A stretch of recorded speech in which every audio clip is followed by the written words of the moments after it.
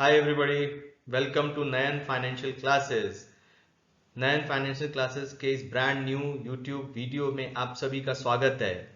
जैसा कि ये 2023 अब खत्म ही होने को है, हम सभी लोग के मन में ये क्वेश्चन होगा कि 2024 में हम अपना इन्वेस्टमेंट कैसे प्लान करें।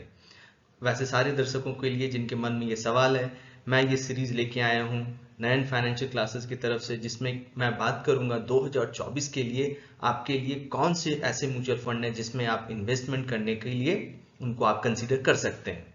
तो दोस्तों चलो हम आगे बढ़ते हैं हमारे इस वीडियो में। तो जैसा कि इस ये वीडियो एक वीडियो की सीरीज है जिसमें कि मैं कई सारे वीडियोस लेके आऊंगा। एक्चुअली मैं आपको ये बताऊंगा कि आपके लिए बेस्ट बैलेंस एडवांटेज फंड कौन है। म्यूचुअल फंड्स की बहुत सारी स्कीम्स हैं, large cap, small cap, flexi cap. मैं उन सभी म्यूचुअल फंड्स स्कीम्स के बारे में आपको बताऊंगा जिनमें कि आप 2024 के लिए इन्वेस्टमेंट के लिए आप उसे कंसीडर कर सकते हैं। As far as this video is concerned, I will explain you what is the best balance advantage fund for 2024. Then in the upcoming video I'll also touch upon आपके लिए फ्लेक्सी कैप में कौन से बेहतरीन विकल्प हैं जिनमें कि आप निवेश करने के लिए सोच सकते हैं। और फिर आने वाले सीरीज में मैं स्मॉल स्मॉल कैप और लास्ट में मैं एक इंडेक्स फंड के बारे में भी बताऊंगा। बिकॉज आजकल जिस तरह से निफ्टी और सेंसेक्स मार्केट में एक तरह का बुल रन आया है, सो हमारे बहुत सारे दर्शकों को ने ये सवाल मुझसे किया है कि आप एक अच्छे इंडेक्स फंड के बारे में बताइए। बिकॉज ये एक तरह का पैसिव इन्वेस्टमेंट होता है जिसमें कि आपको ज़्यादातर इसे मैनेज करने की ज़रूरत नहीं पड़ती है और इसका एक्सपेंस रेशियो भी सबसे कम होता है। तो मैं उस फंड के बारे में भी चर्चा करूंगा। तो चलिए दोस्तों इस वीडियो में आगे बढ़ते हैं, हम देखते हैं आपके लिए बेस्ट बैलेंस एडवांटेज फंड कौन सा है। तो जब इस वीडियो में आगे बढ़ने के पहले मैं ये बताना चाहूंगा कि बैलेंस एडवांटेज फंड वो फंड होते हैं जैसा कि इनके नाम में है, ये बैलेंस एडवांटेज फंड है, ये बैलेंस है, balance with respect to debt and equity allocation. So normally किसी भी बैलेंस एडवांटेज फंड में 65% इक्विटी एलोकेशन होता है और रिस्क 35% वो डेट एलोकेशन कर सकते हैं। और डेट एलोकेशन वो किसी कोई भी चीज हो सकती है, गोल्ड हो सकती है, गवर्नमेंट बॉन्ड्स हो सकते हैं, even they can keep it like cash so that इसमें लिक्विडिटी इनकी बने रहे। बैलेंस एडवांटेज फंड का ये भी फायदा है कि जब मार्केट में बुल रन होता है तो ये फंड आपको काफी अच्छा रिटर्न्स देते हैं। लेकिन जब मार्केट में बेयरिश ट्रेंड होता है तो ये फंड अलग, चूंकि ये एक बैलेंस फंड होता है, इसमें डेट एलोकेशन भी है, तो ये आपको नेगेटिव रिटर्न्स इनमें कम होता है। तो ये एक फायदा है इनका। अगर आप बाकी कैटेगरीज ऑफ फंड अगर आप देखें तो उसमें अगर मार्केट नीचे जा रहा है तो वो फंड की वैल्यूएशन भी नीचे जाएगी और आपका नेट एसेट वैल्यू ऑफ उस fund will go down and hence your entire investment will go down. But in balance advantage fund it will be relatively muted.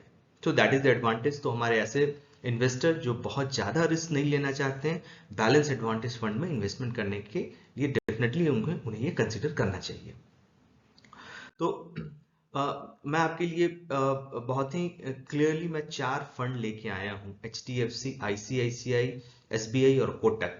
और ये चारों फंड बहुत ही एक अच्छे रिप्यूटेड असेट मैनेजमेंट कंपनीज द्वारा चलाए जा रहे हैं। HDFC हमें पता ही देश की सबसे बड़ी प्राइवेट सेक्टर की बैंक है, ICICI, SBI और कोटक ऑल सारे के सारे रिप्यूटेड बैंक्स हैं। तो अगर हम देखें, सबसे पहला सवाल हमारा आता है कि अगर हम इन्वेस्टमेंट करने जा रहे हैं तो हम सब लोग इन्वेस्टमेंट करते हैं रिटर्न्स के लिए, तो हमारे क्या रिटर्न्स आएंगे।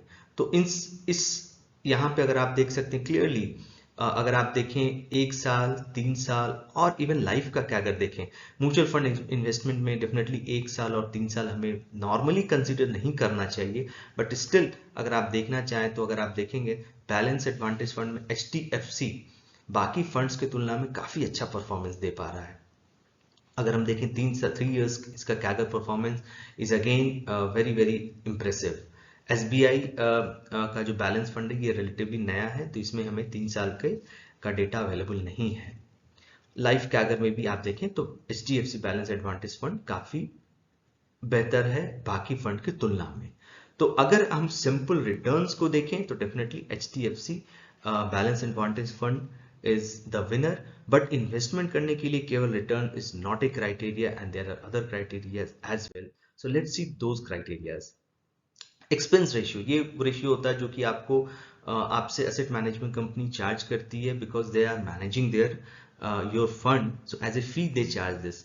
सो एज फार एज अगर आप देखें एक्सपेंस रेशियो तो हमारा कोटक का काफ़ी कम है, ये 0.51% है, बट ICICI का इसमें सबसे ज़्यादा है। HDFC बैलेंस एडवांटेज फंड लगभग 0.83% है। एग्जिट लोड सभी में 1% है। As far as AUM is concern, HDFC balance advantage fund एक बहुत बड़ा फंड है। HDFC और ICICI, HDFC तकरीबन 68,000 करोड़ का एसेट मैनेज कर रहा है और ICICI तकरीबन 50,000 करोड़ का एसेट मैनेज कर रहा है। कोटक रिलेटिवली नया है। SBI मीडियम है, इसमें भी लगभग 25,000 करोड़ का इन्वेस्टमेंट हो चुका है। तो दोस्तों जब भी कोई फंड एक बहुत बड़ा हो जाता है तो इसमें इसके परफॉर्मेंस आपके पास इसके परफॉर्मेंस का डेटा भी आपके पास कई सालों का होता है, तो आप इसे एक अच्छी तरह का आप एक इन्फॉर्म डिसीजन ले सकते हैं। तो इस पॉइंट ऑफ व्यू से HDFC डेफिनेटली सबसे बड़ा फंड है, फॉलोड बाय ICICI। अब हम आगे की अगर पी रेशियो और स्टैंडर्ड डेविएशन और साथ रेशियो की बात करें, तो जहाँ तक पी रेशियो का सवाल है, अगर हम देखें तो HDFC फंड बहुत ही बैलेंस है। इसका पी रेशियो लगभग 23 साढ़े 23 है। बाकी फंड थोड़े ज़्यादा हमारे इनके प्राइस्ड हैं। इसका मतलब ये है कि इनके पोर्टफोलियो में वैसे स्टॉक्स हैं जिनका पी रेशियो ज़्यादा है। स्टैंडर्ड डेविएशन डेफिनेटली HDFC का ज़्यादा है और साथ रेशियो भी इसका बाकी सबकी तुलना में थोड़ा ज़्यादा है। तो दोस्तों अगर हम देखें एक बेहतरीन balance advantage fund for 2024, then my recommendation definitely would be you have to go for HDFC balance advantage fund, because over the period it has given us the very good returns. It is a very big fund, so there comes a stability. इसकी P ratio भी बाकी funds की तुलना में काफ़ी अच्छे हैं। तो दोस्तों आशा करता हूँ आपको ये वीडियो पसंद आया होगा। मैंने इस वीडियो में वही बताया है जिसके लिए आप इंटरेस्टेड हो, जिसके लिए आप आते हो और यूट्यूब चैनल, हमारे यूट्यूब चैनल आप देखते हो। इसीलिए मैंने बहुत ज़्यादा डिटेलिंग नहीं की है, मैंने बस वही डिटेल दिया है जो एज ए इन्वेस्टर आपको पता होना चाहिए। आशा करता हूँ आपको मेरा ये वीडियो पसंद आया होगा। अगर पसंद आया तो प्लीज़ इसे लाइक कीजिए, प्लीज़ इसे सब्सक्राइब कीजिए और प्लीज़ इसे अपने नेटवर्क में शेयर कीजिए।